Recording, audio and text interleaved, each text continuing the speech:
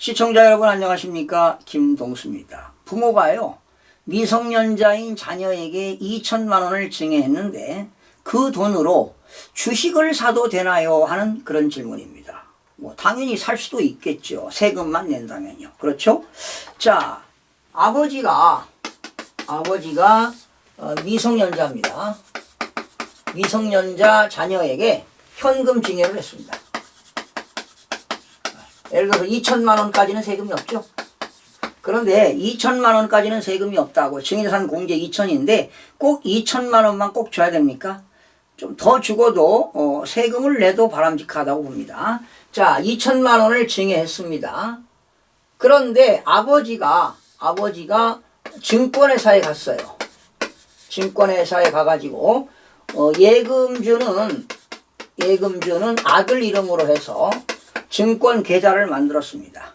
증권 계좌를 개설했습니다. 증권 계좌를 개설했다. 주식을 살라고요. 아들 앞으로 사는 겁니다. 근데 이제 아들이 미성년자니까 그 주식을 사고 파는 내용을 잘 모르니까 당연히 이제 아버지가 대신 사줬겠죠. 그래서 결과적으로 미성년자가 뭐 했습니까?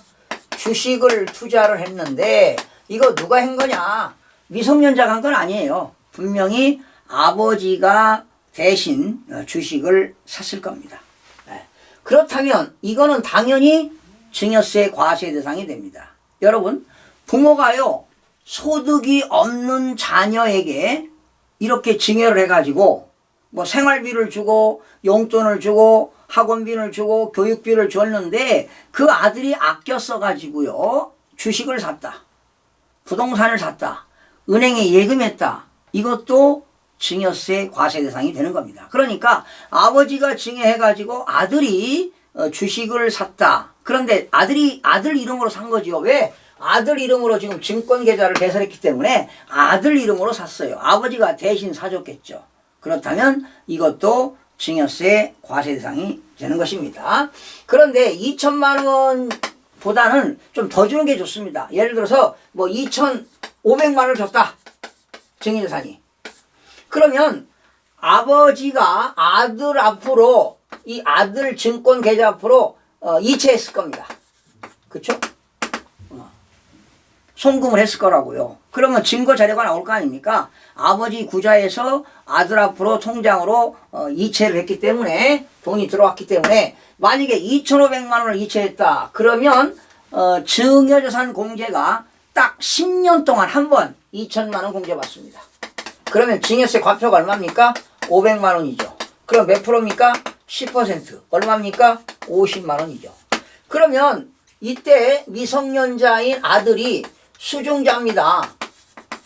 수중자가 50만 원의 증여세를 내면 되는데 아들이 돈이 없어요. 이때 아버지가 다시 이 증여세 50만 원을 내주는 것도 또 증여로 보는 겁니다. 또 증여로 본다는 겁니다. 그래서 또 아들은 증여세를 50만 원에 대해서 또 내야 됩니다. 그러면 50만 원에 대해서 증여세가 10%면 5만 원이죠. 이제 그러면은 다음에는 증여로 보지 않습니다. 나중에 또 이런 것도 실무적으로 설명을 드리도록 하겠습니다. 자, 그래서 이렇게 미성년자가 50만 원을 증여세를 냈다는 그런 자료가 나와 있어요. 세무서에. 그렇다면 훗날 이 미성년자가 지금 주식을 투자해서 돈을 벌었잖아요. 사실은 그것도 누가 투자한 겁니까? 아버지가 투자해서 아버지가 의사결정할 거예요. 아들 앞으로 계좌를 만들었으니까. 그래서 2,500만 원을 가지고 주식을 투자해가지고 또 투자 수익이 생겼다. 그렇다면 이것도 증여로 보는 겁니다. 다시요. 2,500만 원 줄 때도 증여고 2,500만 원에 대해서 증여세 낸 거를 아들이 없으니까 아버지가 대신 내준 것도 증여고, 아버지가 아들 앞으로 증권 계좌를 개설해서 주식을 투자해서 수익이 생겼다. 만약에 수익이 1,000만 원 발생했다. 이것도 아버지가 아들한테 증여한 것으로 봅니다. 그러니까 주식을 투자해서 이득이 생긴 것도 증여로 봐가지고 또 아들은 증여세를 내야 합니다. 그건 이유가 뭐냐? 아들이 번 게 아니죠. 아버지의 기여도를 인정하는 것입니다. 아버지가 투자했어요. 그렇다면 아들은 아버지가 주식을 투자해서 1,000만 원 번 거를 대가 없이 그냥 아버지가 해준 거 아니겠습니까? 아들은 그 1,000만 원만큼 자산을 무상으로 이익이 생긴 겁니다. 무상으로 이익이 생긴 거기 때문에 이것도 증여세 대상이 되는 것입니다. 오늘 이런 걸 또 공부했습니다.